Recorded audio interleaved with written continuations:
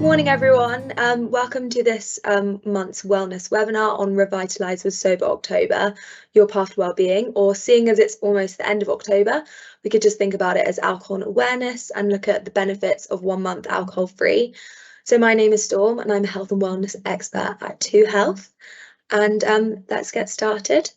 So just a little introduction about the wellness webinars. So every month, ToHealth holds a free 30-minute wellness webinar on different health and wellness topics. And so this one for October is on Sober October.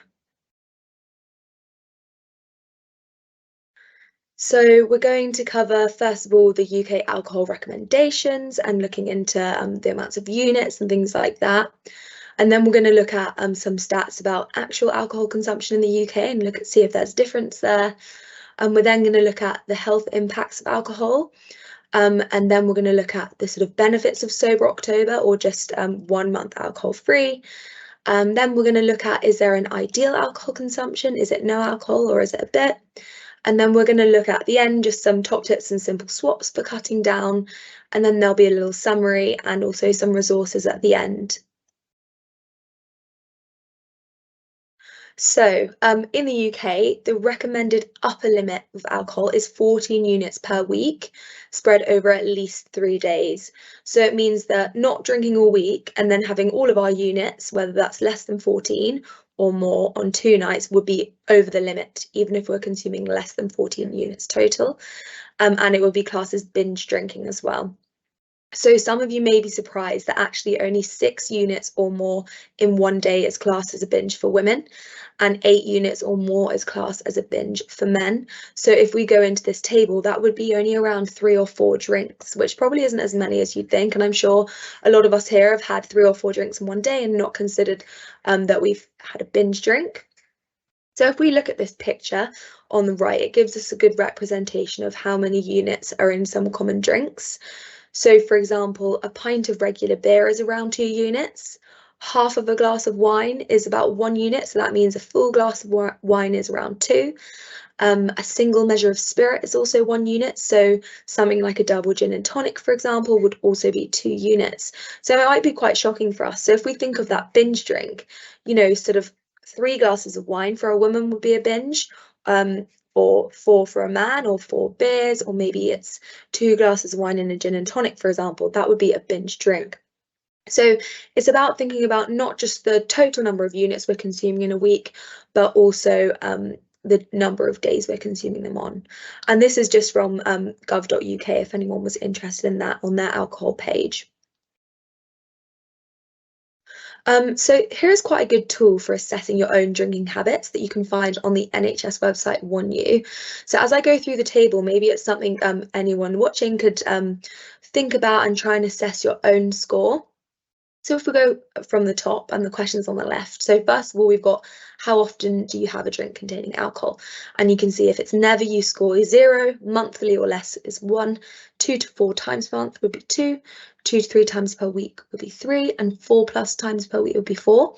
So if I just do an example, let's say 2 to 4 times per month, that would give me a score of 2 so far. And then if we go on to how many units do you drink on a typical day when you are drinking, we've got 0 to 2, which would be 0, 3 to 4 units, which would be 1, 5 to 6 units, which would be 2, 7 to 9 would be 3, and more than 10 would be 4. So if we go to 3 to 4 units, for example, that would give us a total score of 3 so far. And then the last question is, how often have you had 6 or more units if female and 8 or more units if male on a single occasion in the last year? So let's take an example and say less than monthly. That would put our total as 4. And if we can see here at the bottom, it says if you scored 0 to 4, congratulations, your drinking is at low risk for health harm. Keep it up. If we had just gone up by 1 point for 5 to 10, it says you may be drinking at a level that could put your health at risk. A few small changes could make all the difference. And if we're getting into that 11 or more, it may be worth speaking to your GP about your score and potentially maybe print this out and take it with you. And also maybe think about calling Drinkline. So it is something to think about, and I'm sure some of us would probably be quite shocked that our score is higher than we think. So it's definitely a good tool for assessing our own drinking. So let's just look at some facts about the actual alcohol intake in the UK and some of the effects it has.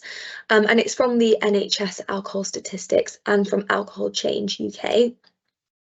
So if we go from the top left, alcohol intake has increased all the way since 1992, and it's still increasing. That includes drinking to excess, so that's the binge drinking that we think of, nights out, things like that. And 10.8 million, which is a really nice, large number, 10.8 million adults drinking poses a risk to their health. So that's a really, really large number of people whose drinking is putting their health at risk. And then we've got 167,000 prescriptions to treat alcohol dependence in a year, which again is a really large number and also a big strain on the NHS too. Again, alcohol misuse is one of the largest risk factors for ill health and disease.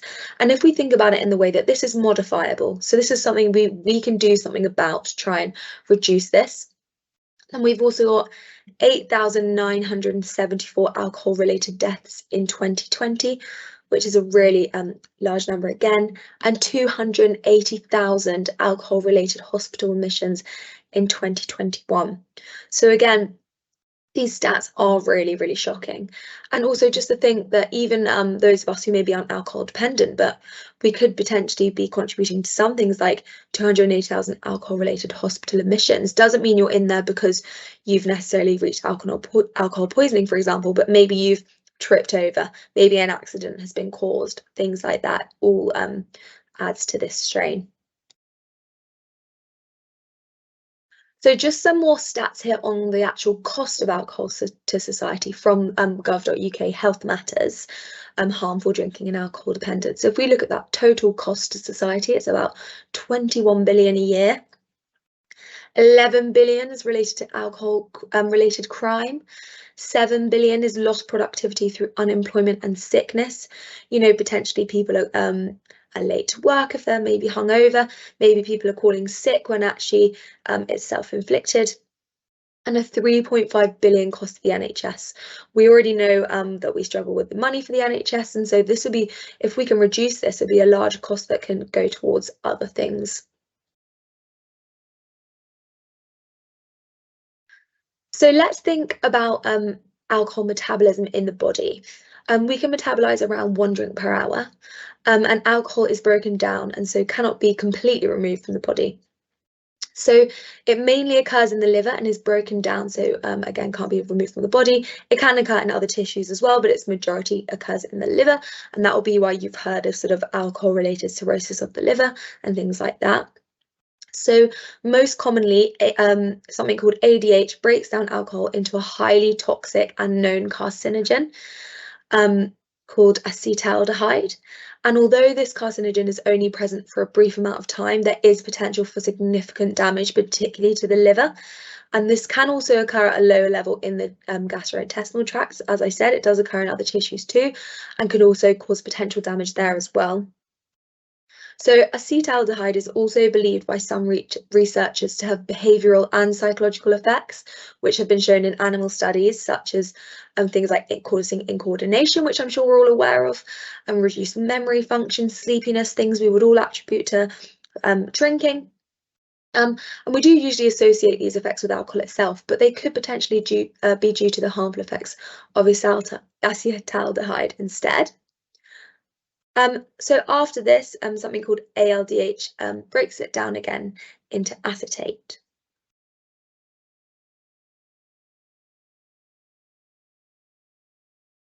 So here's just a short video that explains some of the effects of alcohol on the body. Hope this works for everyone.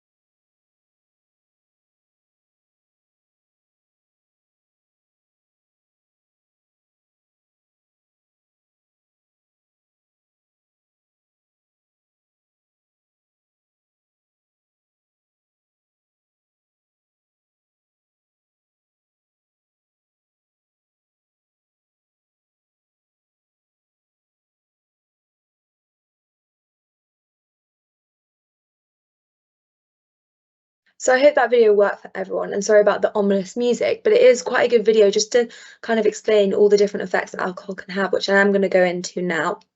So, as you've seen in the video, there are many impacts of alcohol on our physical, mental, and also social health. So, alcohol consumption is linked with over 60 medical conditions, namely things like mouth, throat, stomach, liver, and breast cancers, high blood pressure, depression, and cirrhosis of the liver as well. Those are some of the sort of scary ones we've probably heard about, but there's also more. So if we look at physical, we've got high blood pressure, stroke potentially, pancreatitis, liver disease, liver, mouth, head, neck, breast, and bowel cancers. So that's numerous cancers which alcohol increases our risk of. Dementia, sexual problems and infertility, and potentially issues with weight regulation and reduced immune health as well. And then if we look at the mental side, and we've got alcohol-related brain injury, memory problems, anxiety and depression. So is acetaldehyde, that thing that alcohol is broken down into, has also been suggested to affect the metabolism of serotonin in rats. This hasn't been shown in humans yet, but has been shown to affect serotonin metabolism. And then if we look at sleep, again, it has been shown to reduce the amount of time spent in that REM sleep and increase the amount of time spent in low wave sleep in rats as well. And this can be why we often feel like even if we fall asleep quickly after drinking, we can feel like we have quite light sleep and don't feel well rested because we're kind of remaining in that lighter sleep and not getting that deep sleep that we need to feel rested.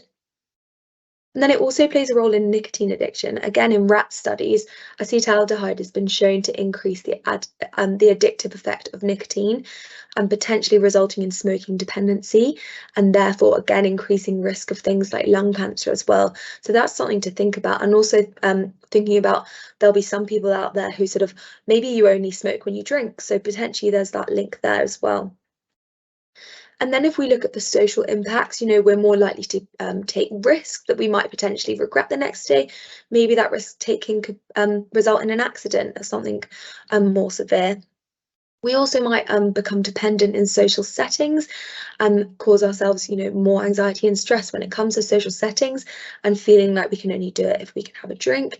And then also something, a sort of social term called anxiety. So that feeling of strong level of anxiousness the morning after a night or a day of drinking, worrying what you've done, what you've said, things like that, which is much more extreme when we've sort of got hangover as well. So now let's consider the idea of sober October, or maybe that's dry January, or maybe it's just any month without alcohol. So sober October and dry January involve people taking on the challenge of abstaining from alcohol for one entire month, and it can be done for charity. So for example, Go Sober for Macmillan, which is running throughout October, and they have a fundraising page. Or maybe you just want to do it as a personal challenge, or maybe you want to do it for health reasons. So there's many reasons why we might do it. So, if we look into the benefits of 1 month alcohol free, again, there's physical, mental, social, and some others as well. And multiple studies have evidenced the positive effects of 1 month alcohol free and on many aspects of our life. So, if we look at the physical benefits, we've got things like reductions in liver fat, reductions in blood cholesterol, reductions in blood sugar. And this can all result in improved energy levels as well. People also experience improvements in their skin appearance and weight management. And finally, alcohol abstinence for just 1 month actually improves our immune function. So potentially we're getting less coughs and colds, feeling better in ourselves in general, which is really good. And then if we also look at the mental benefits, some include sort of feeling more in control of your drinking as a whole, feeling more self-efficacy, having an improved self-perceived well-being, and increased focus as well. So many benefits there. And then if we go on to social, we've got believing you're able to attend events without the need for alcohol, so reduced dependence on alcohol in social situations. And potentially for those of you who are participating in something like Sober October or Dry January, people have actually reported feeling a sense of community with other people who are doing it as well. And then just additionally, those who've spent 1 month alcohol-free were also more likely to reduce their long-term alcohol intake than those who didn't. We also get improved sleep quality, as I mentioned before. We've not got alcohol disrupting our sleep cycles. And also, let's not forget money saved that would have usually been spent on alcohol. So as you can see there, there's many, many benefits of 1 month alcohol-free. So now let's talk about the ideal alcohol consumption. So some might say ideally we would have no alcohol, which again would be better than lots. So if you're someone who struggles maybe with sort of reducing your alcohol intake, cutting out completely might be better for you. But if you're someone who feels kind of in control of it, we might think about the fact that there's some evidence to suggest a small amount of alcohol may actually have some positive impacts. And they might actually reduce things like cardiovascular disease.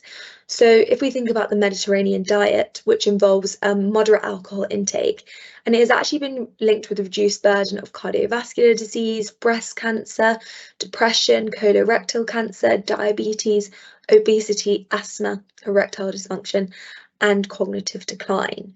And so it's not just to say that a small amount of alcohol is going to do this for us. But if we're following a generally healthy diet, ideally something like the Mediterranean diet, and we're including a small amount of alcohol in there, we may be getting these benefits. So that's just something to think about. And again, there's going to be more and more research coming out over the coming years, and hopefully we'll find out more here as well.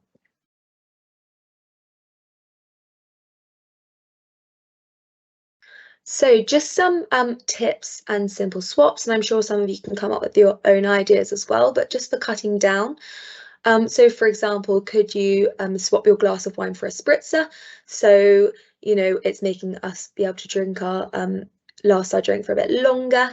The same goes for maybe a shandy instead of a beer, for example. We're watering that down a bit. Trying things like kombucha and swapping those out for other alcoholic drinks. Looking into alcohol-free alternatives like beer and wine, especially if you potentially feel uncomfortable around other people who might ask you why you're not drinking. You could maybe do a swap like that so it's not so obvious if that's something you're concerned about. Trying things like herbal teas if it's something you use in the evening to wind down. How about meeting a friend at a cafe instead of a pub or bar, or meeting them for a walk, things like this. So meeting somewhere where the main focus isn't alcohol, we might find it a lot easier to abstain than compared to if we go to a pub or bar. A really silly one, but trying to drink more slowly. So can we just be more mindful of drinking more slowly? Can we make sure we have a glass of water at the same time and alternate between the two so we end up drinking less overall? And again, having 1 glass of water for every alcoholic drink can help us to slow down too. Getting smaller drinks. So for example, when we order a glass of wine and they say what size, and rather than going, oh, okay, I'll have a large one then, could we go for a small one? And then for example, with drinks that involve spirits, could we have a single rather than a double? Because again, that's a bit more watered down. And it's going to take us probably the same amount of time to drink that single gin and tonic rather than the double. Can we try and keep a diary of our drinking to make us a bit more aware? It does hold us accountable, which can be really helpful for some people. How about keeping alcohol out of your home? So only having alcohol maybe when you go and meet a friend, or maybe when you go to a party, for example. Keeping it out of the home, that makes it a lot easier. The sort of temptation isn't there if that's something you struggle with. Making sure to ask for support if you need it. So if you feel you're struggling, or if you feel it's getting out of control, you know, talking to your friends, and again, this links to the last point, making your family and friends aware that you're trying to cut down. It's no use us trying to cut down and people keep offering us drinks and topping things up. If we make people aware and we tell them why, usually people who care about us are going to try and help us as well. So just a short summary. So the recommended maximum intake is 14 units per week over at least 3 days, and 6 units for women and 8 units for men in 1 day would be classed as a binge. And as we've seen, many people exceed this. And then we went on to the negative effects of alcohol, and it has many negative effects on our physical, psychological, and our sort of social health as well. And then just 1 month alcohol free has had positive effects on mental, physical, and social health and has been shown in many studies. But then, just as I mentioned before, a small amount of alcohol may have some health benefits. So, just some resources. I hope everyone's found that helpful. And we really value your feedback. So, if you feel free to follow this QR code to give some feedback on the session. Thank you so much for coming.